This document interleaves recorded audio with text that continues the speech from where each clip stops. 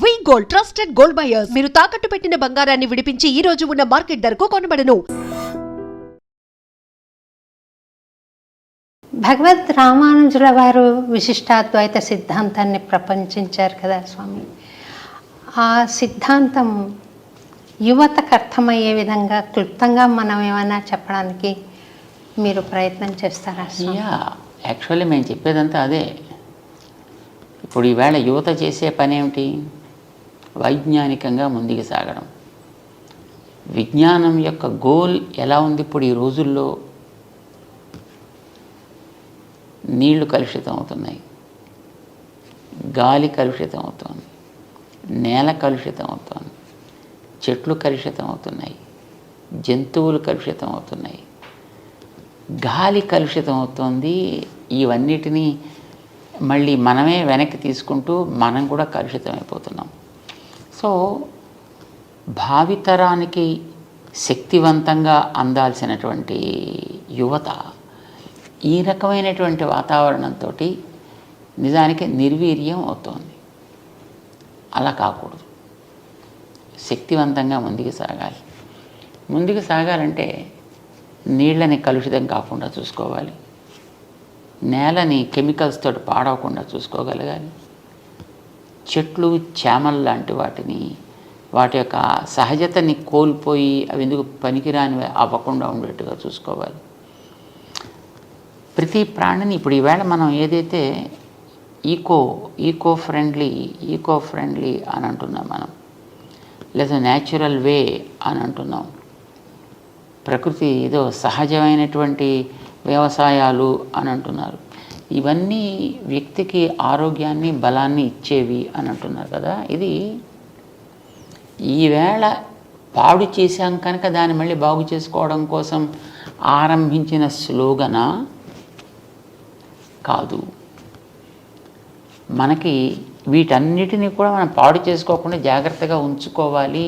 తద్వారా మనని కూడా మనం సమర్థులుగా తయారు చేసుకోగలగాలి అనేది విశిష్టాద్వైతానికి మాత్రమే తగుతుంది.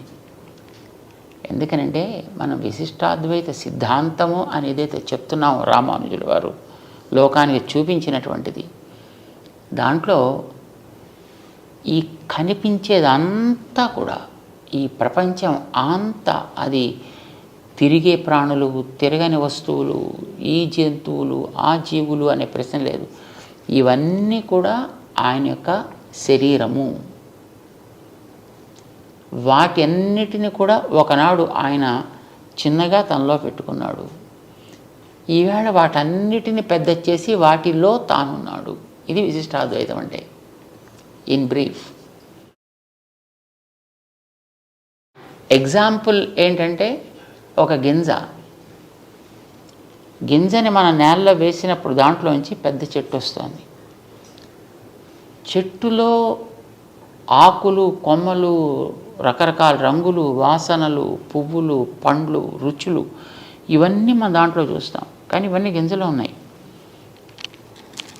ఇవన్నీ గింజలో ఉండేటప్పుడు గింజ తనలో పెట్టుకుని ఉంది.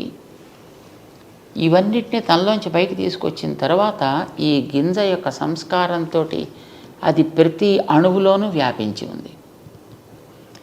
అది ఆకుల్లో ఉంది, చిగుళ్ళల్లో ఉంది, బ్యార్కులో ఉంది, రూట్స్లో ఉంది, అన్నిట్లో కూడా మళ్ళీ ఆ గింజ లక్షణాలు దాంట్లో వ్యాపించి ఉన్నాయి.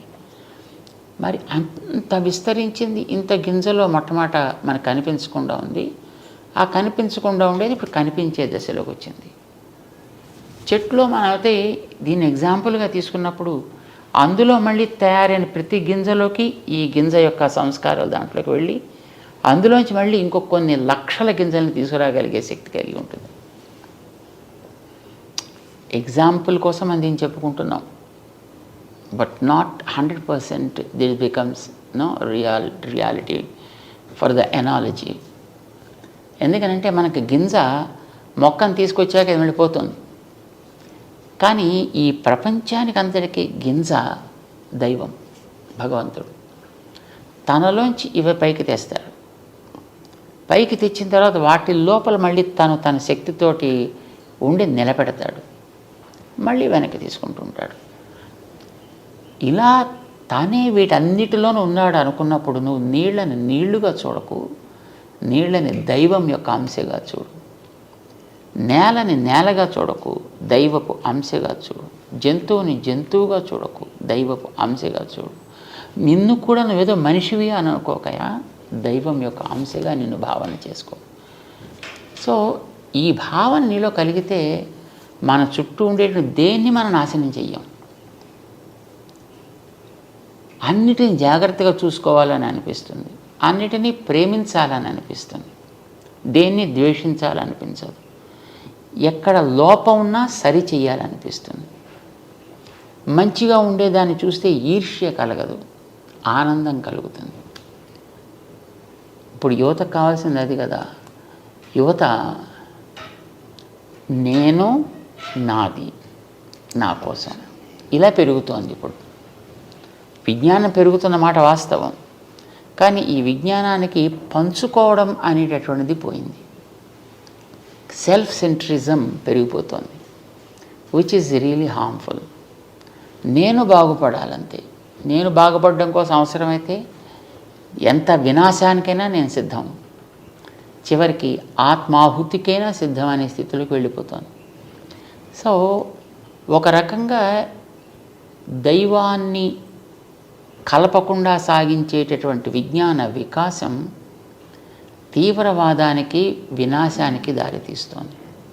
అలా తీయకుండా ఉండాలి అని అంటే దైవాన్ని దానికి తోడు చేసుకోగలిగితే అక్కడ వ్యక్తిలో వినయం కలుగుతుంది, ఒక మమత పెరుగుతుంది.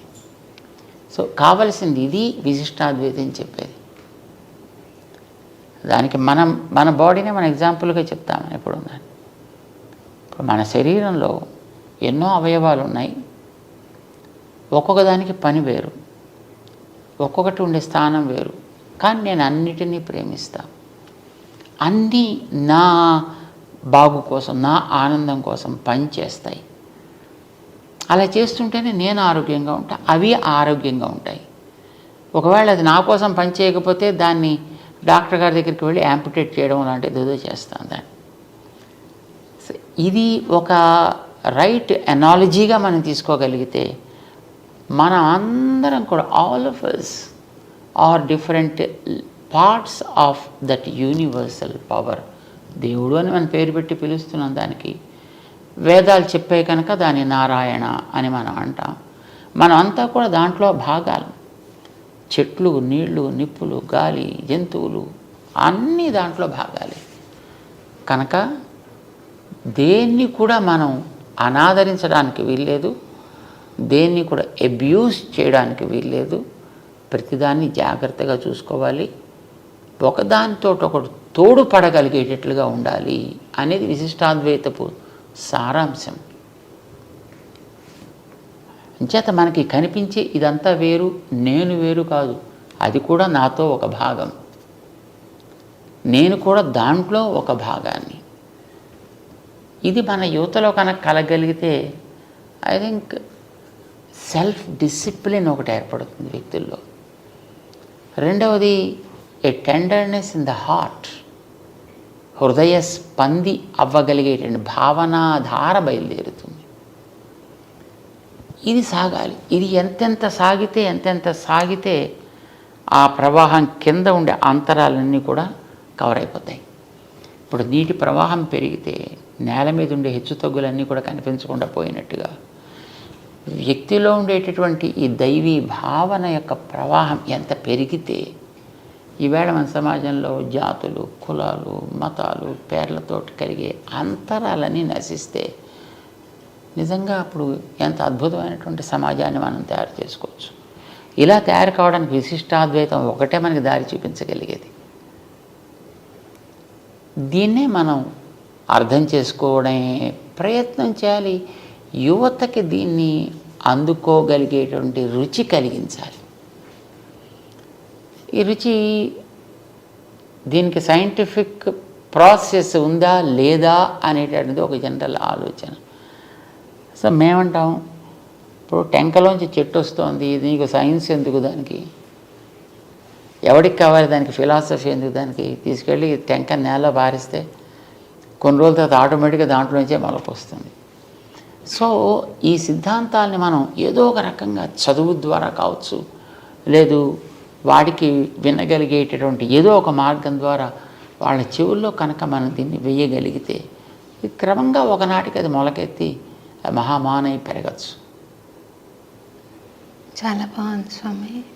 And for more videos, Please subscribe to iDream channel. Subscribe to iDream Media. Please subscribe to iDream. Please subscribe to iDream. Please subscribe iDream. And please subscribe to iDream.